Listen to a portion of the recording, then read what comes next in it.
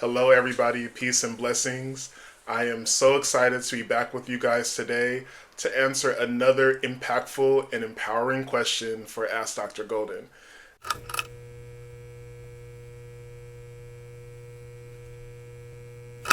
Now, this question comes from Tracy, and she said, as someone passionate about community, advocacy, and politics, I'm exploring how to combine these interests into a meaningful career.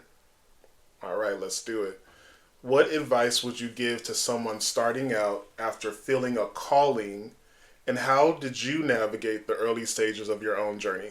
All right, Tracy, so there's a lot going on in this question, and I don't want to be here all day, and neither do y'all, so let's get into what's going on. The first thing is that the exploration of our careers is essential. A lot of times we believe that we have to follow this career trajectory that other people have. For people who want to be in politics, a lot of times they think, okay, well, I need to start with a bachelor's in political science, and then I need to move into a master's of public administration, do some interning, so on and so forth. Now, that kind of a trajectory can work. It's paint by numbers. But what's really interesting to me are the people who take a different route and take a different approach and end up sometimes in the exact space they thought they were going to be in politics. For me, I started out going where I was led. I started out thinking about what moves me, what am I interested in, and when I first went to college, that was music. I was going to be a music major, and specifically, I was trying to be the next black concert pianist. I was like, okay, I'm going to be a classical composer, and I'm going to do all this. So I went and I looked for schools that would allow me to do that. I went to UOP, University of the Pacific in Stockton, California, one of the best music schools on the West Coast. And I went there and I was in their summer camps, and it was so exciting. I got to play jazz and just really get my fingers going. Then we decided to go to Cal State Northridge, which also has this incredible music department. I was a music major at first, and then I went into my first English class, which happened to be in the Pan-African Studies department. I remember the first book that we read, it was a Zora Neale Hurston text. And something just clicked for me and said, this is where my calling is today.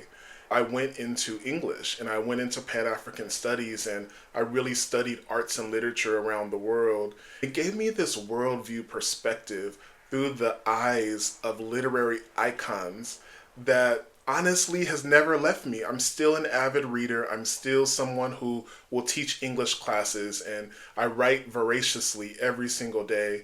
And I still will go on tour sometimes, or I'll pop up and do some poetry events. That foundation I was led to, and it's a passion of mine that has never escaped me. I still write. I'm working on books all the time.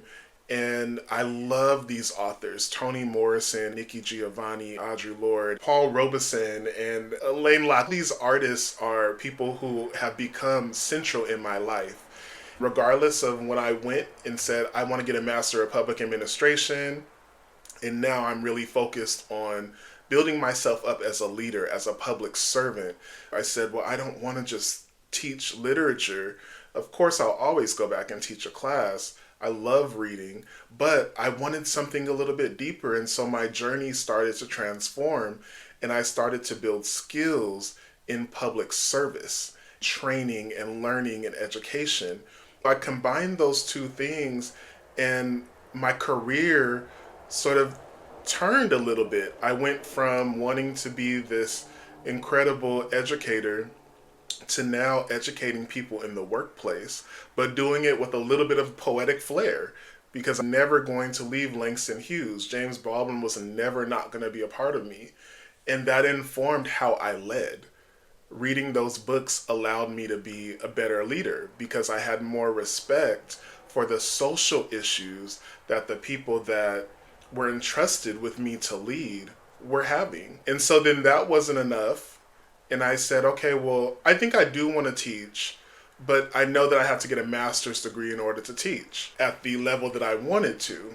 So I went back and got a master's of humanities. And I felt really led to humanities because it was deep study in philosophy. We really focus on how do we take the words of Plato and Aristotle and Plotinus, and how do we combine those so that we can find ways to move forward. And that led me to this James B. Golden that really was seeking to evolve the world. I started to think of myself as a philosopher. I started to imagine the work that I did with youth who were in the juvenile justice system as a form of philosophy. I was able to impact them differently because I understood and had a background in what was happening throughout the generations. I was able to give them a sense of humanity that was deeper than I had before I got that master's degree. And that led me to teaching in the sixth grade. I've always been an educator, whether I'm training people on how to do something, how to lead, or I'm doing a talk on Langston Hughes' time in Carmel.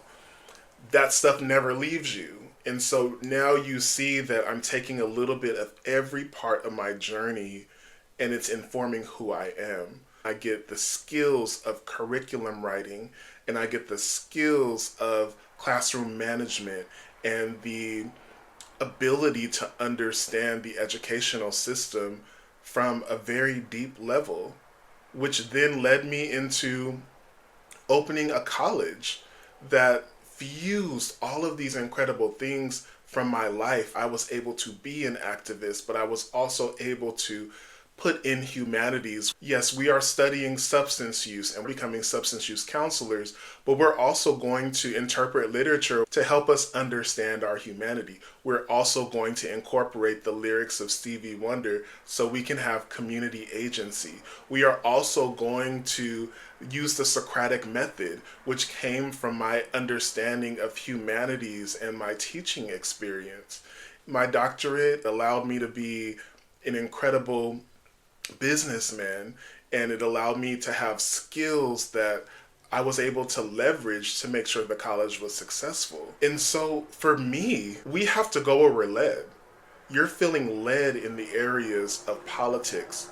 You're feeling led in service. And so if this is the beginning of your career, allow that to be where you're feeling led. You don't know what you're going to be doing in 10, 15 years, but you know what you're doing right now and what matters to you right now. So that's where you have to go. You have to go where your heart is, where you're being called. That is what we are here to do. When we align our actions with the deepest parts of our spirits, the callings that we have, that is how we change the world. The one thing that I would tell myself, if I could talk to my early stage of James B. Golden, I would tell him, you're on the right path. Go where your heart leads you. It doesn't all need to make sense. Eventually, one day, you will look up and understand why you took the paths that you took.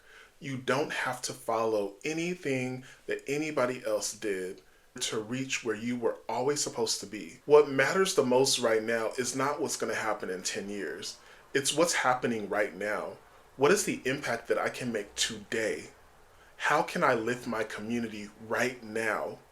How can I fill my heart and take the pieces that are deep within my spirit and soul, and how can I offer them to the world today? That is what matters the most. And then when you get towards the end of your life, if you're on your deathbed and you have to think about, how did I live my life? What did I do? Imagine being able to say, I followed the path that I was called to. I just got chills throughout my entire body, because that is how we're going to be able to make it. We have an incredible calling on all of our lives. And if we listen deep within ourselves, rather than listening to all the other forces that are seeking to control or shape our lives, we will end up exactly where we are supposed to be, which is right here. Thank you, Tracy, for this incredible question. Tracy is one of my apprentices, and we have these talks all the time. But this was such a powerful question. And I think it's going to resonate with people. It resonated with me and it reminded me, hey, Golden, you're on a journey still. You haven't reached a destination and you're still being called. And so I'm grateful. Blessings over all of you. Blessings over me. Be healed.